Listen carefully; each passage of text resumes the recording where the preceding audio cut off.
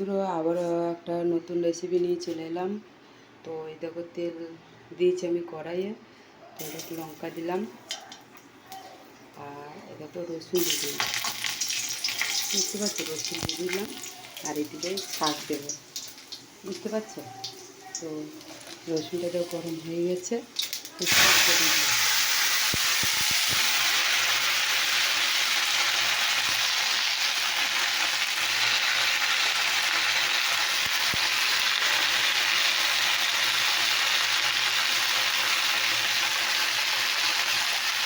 শাকটা দিয়ে দিলাম। আর দিকে তেল হয়ে যাচ্ছে, আর দেখো পেঁয়াজ কুচাকে দিয়ে দিলাম। দিকে চাপিয়ে দিলাম। দিকে দিকে দিকে তেল চলছে। দিকে একটু হলুদ দিয়ে দিলাম, হলুদ দিয়ে দিলাম। আর পরিমাণ মতো একটু নুন দিলাম, দিলাম।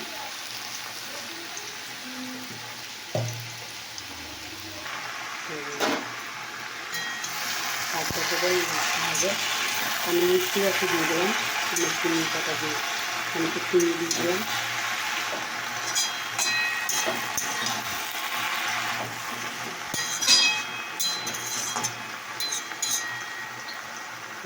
রেসিপিগুলো হতে লাগবে,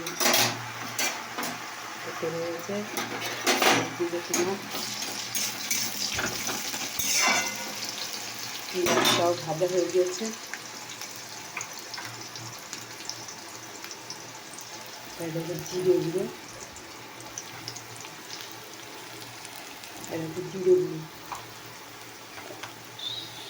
সামান্য পরিমাণ লঙ্কা,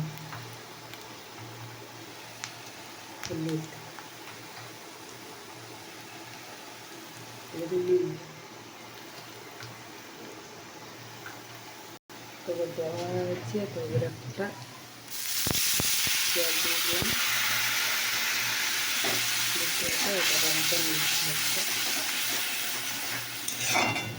এটা কি করব সেটা তোমরা ভাবছো, তাই না বন্ধুরা? আবার যে জানো সে বলছে কি বানাচ্ছে, কি বানাচ্ছে। তো তোমরা দেখতে থাকো। তো দেখো বন্ধুরা, আমার এটা এবার কষা হয়েছে, দেখতে পাচ্ছ কষা হয়ে গেছে। তো আমি জল দিয়ে দিচ্ছি।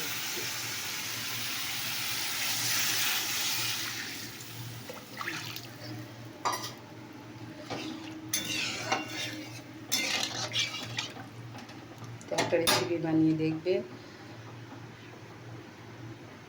তো এই দেখো মাছ আছে, এই যে বানিয়েছে, এর সঙ্গে ঢেলে দিচ্ছি। দেখতে পাচ্ছ বন্ধুরা, এই যে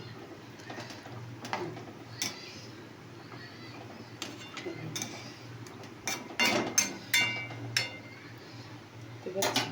এটার সঙ্গে কেমন লাগলো তোমরা বলো। তো এই দেখো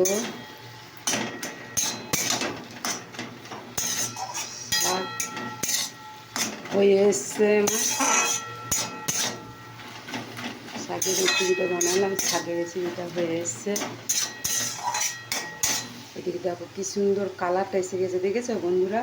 এটা হলো মাছের কালিয়া, আদা রসুন দিইনি, পেঁয়াজ দিয়ে মাছের কালিয়া। তো তোমাদের এই শাকটাও হয়ে গেছে। তো তোমাদের কেমন লাগলো অবশ্যই কমেন্ট করে জানাবে।